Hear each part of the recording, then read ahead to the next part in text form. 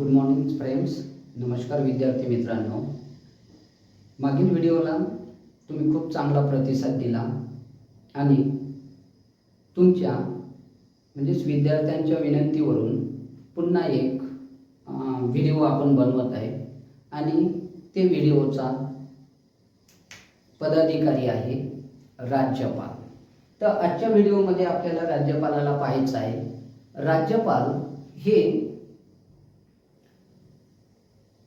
बरेच वेळा परीक्षेमध्ये विचारले जातात. आता कधी राज्यपालाचे कार्य विचारते, कधी राज्यपालाचे कलम.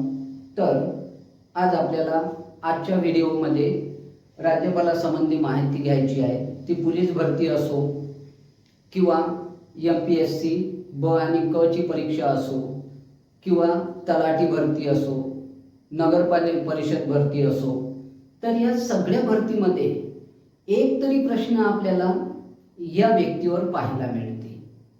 तर या राज्यपालावर आपल्याला एक प्रश्न पाहायला मिळतो. तर चला विद्यार्थी मित्रांनो, आपण राज्यपाल शिकायला सुरुवात करू. तरी सगळ्यांनी लक्ष द्यावं. तर आज आपला ज्या व्यक्तीला शिकायचं आहे ते आहे आपले राज्यपाल. आता राज्यपाल म्हटलं की राज्यपालाचे आपले काही कलम दिलेले आहे राज्यघटनेमध्ये आणि राज्यघटनेमध्ये जे कलम दिलेले आहे त्या कलमावर आपल्याला चर्चा करायची आहे.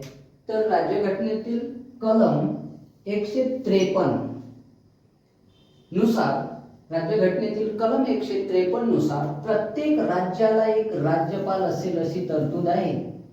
प्रत्येक राज्याला एक राज्यपाल असेल. 7वी घटना दुरुस्ती करण्यात आली 1956 ला आणि त्या घटना दुरुस्तीमध्ये असं देण्यात आलं की एक व्यक्ती 2 किंवा त्यापेक्षा अधिक राज्याचा राज्यपाल राहू शकते.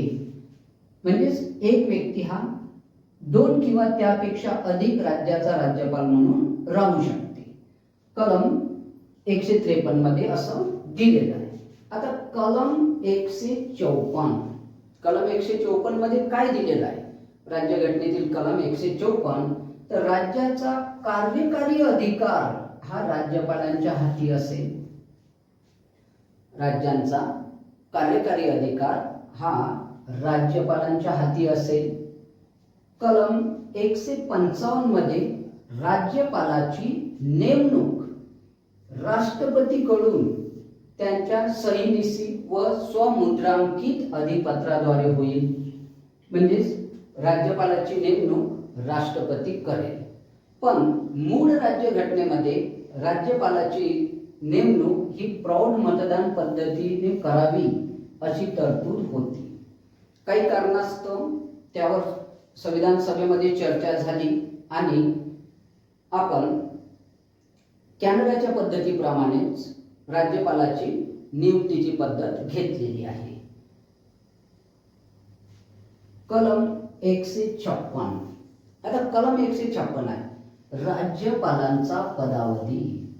कलम 156 मध्ये राज्यपालाचा पदावधी दिलेला आहे आणि राज्यपालाचा पदावधी हा साधारण 5 वर्ष आहे.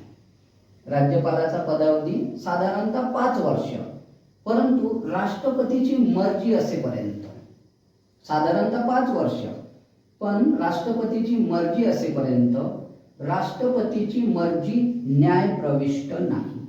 म्हणजेच राष्ट्रपती राज्यपालाला केव्हाही काढू शकते किंवा एका राज्यातून दुसऱ्या राज्यात त्यांची बदली सुद्धा करू शकते. यामध्ये राष्ट्रपतीची मर्जी ही न्यायप्रविष्ट नाही. आता राज्यपाल पदासाठी पात्रता जी आहे ती कलम 157 मध्ये सांगितलेली आहे. पात्रता किंवा अर्हता. तर तो भारताचा नागरिक असावा, त्याने वयाची 35 वर्ष पूर्ण केलेली असावी. भारताचा नागरिक असावा, वयाची 35 वर्ष पूर्ण केलेली असावी आणि असा संकेत आहे तो राज्याबाहेरील व्यक्ती असावा, जेणेकरून तो स्थानिक राजकारणापासून दूर असेल आणि राज्यपालाची नेमणूक करताना मुख्यमंत्र्याची सल्लामसलत करावी. हा संकेत दिलेला आहे कलम 158. तर कलम 158 नुसार राज्यपाल पदाच्या शर्ती दिलेल्या आहेत, अटी व शर्ती. कलम 158 नुसार संसद किंवा विधिमंडळ सदस्य असणार नाहीत आणि लाभाचे पद धारण करणार नाहीत. संसद किंवा विधिमंडळाचा सदस्य असणार नाही आणि लाभाचे पद धारण करणार नाही. कलम 159 मध्ये शपथ व प्रतिज्ञा दिलेली आहे. मग राज्यपालाला शपथ कोण देते? तर उच्च न्यायालयाचा मुख्य न्यायाधीश. उच्च न्यायालयाचा मुख्य न्यायाधीश हे शपथ देतात. तर ते जर अनुपस्थित असेल तर उच्च न्यायालयाचा ज्येष्ठ न्यायाधीश. जर मुख्य न्यायाधीश उपस्थित नसेल तर उच्च न्यायालयाचे ज्येष्ठ न्यायाधीश आपल्याला म्हणजेच राज्यपालाला शपथ देतात. कलम 161 नुसार क्षमादान. कलम 161 नुसार क्षमादानाचा अधिकार आहे. राज्यपालाला राज्य कायद्याविरुद्ध क्षमादान करण्याचा अधिकार आहे. आता क्षमादान करतेवेळी शिक्षा तहकूब करू शकते, सूट देऊ शकते, सौम्य करू शकते, पण मृत्यूदंडास क्षमादान करण्याचा अधिकार राज्यपालाला नाही. मृत्यूदंडास क्षमादान करण्याचा अधिकार राज्यपालाला नाही. तो अधिकार राष्ट्रपतीला आहे. तो अधिकार कोणाचा आहे? राष्ट्रपतीचा. आता कलम 200 नुसार विधेयकांना मान्यता देणे. मग एखादं राज्य कायदा बनवायचा असेल तर राज्यपालाकडे विधेयक गेलं, त्या विधेयकाला ते मान्यता देऊ शकते, स्थगिती करू शकते. हे कलम 200 नुसार. कलम 201 नुसार राष्ट्रपतीच्या विचारार्थ विधेयक ठेवणे. कलम 201 नुसार राज्याचं विधेयक राष्ट्रपतीच्या विचारार्थ ठेवणे.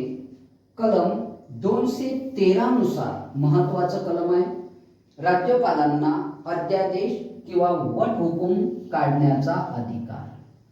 संसदेचे सत्र चालू नसताना जर एखादी परिस्थिती उद्भवली आणि त्यावर कायदा करण्याची आवश्यकता असेल तर त्या पिरियडला राज्यपाल 213 नुसार वटहुकूम काढतात आणि त्या वटहुकुमाला कायद्याचा दर्जा असतो. कलम 233 नुसार जिल्हा न्यायाधीशाची नियुक्ती करतात. जिल्हा न्यायाधीशाची नियुक्ती केल्या जाते कलम 233 नुसार. तर राज्यपाल निवडल्यानंतर राज्यपालाची कार्य आहे. या कार्यासाठी आपण स्पेशल एक व्हिडिओ घेणार आहे. त्या व्हिडिओमध्ये राज्यपालाची जे 4 कार्य आहे ते डिटेल विश्लेषण घेऊ आपण त्याचं वालं.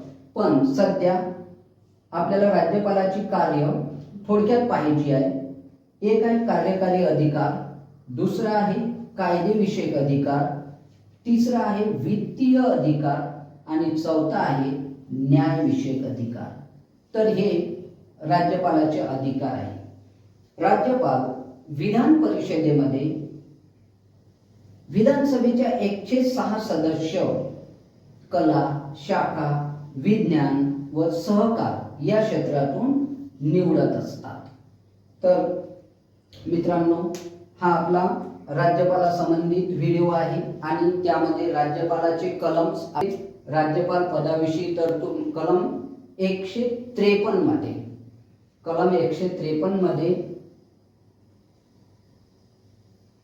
कलम 153 मध्ये राज्यपालच्या पदाविषयी तरतूद आहे. कलम 154 मध्ये त्यांचा कार्यकारी अधिकार दिलेला आहे. कलम 155 मध्ये राज्यपालाची नेमणूक आहे. राज्यघटनेचे कलम 156 राज्यपालाचा पदावधी आहे. कलम 157 मध्ये राज्यपालाची पात्रता दिलेली आहे. कलम 158 मध्ये राज्यपाल पदाच्या शर्ती व अटी दिलेल्या आहेत. कलम 59 मध्ये राज्यपाल पदाची शपथ आणि प्रतिज्ञा दिलेली आहे. कलम 161 नुसार क्षमादानाचा अधिकार दिलेला आहे आणि वट हुकूम काढण्याचा अधिकार आहे कलम 213 नुसार. मित्रांनो, हा व्हिडिओ खूप महत्त्वाचा आहे. तर मागील व्हिडिओला जसं तुम्ही चांगला प्रतिसाद दिलेला आहे, या व्हिडिओला चांगला प्रतिसाद द्याल आणि हा व्हिडिओ लाईक, शेअर आणि सबस्क्राईब कराल. धन्यवाद.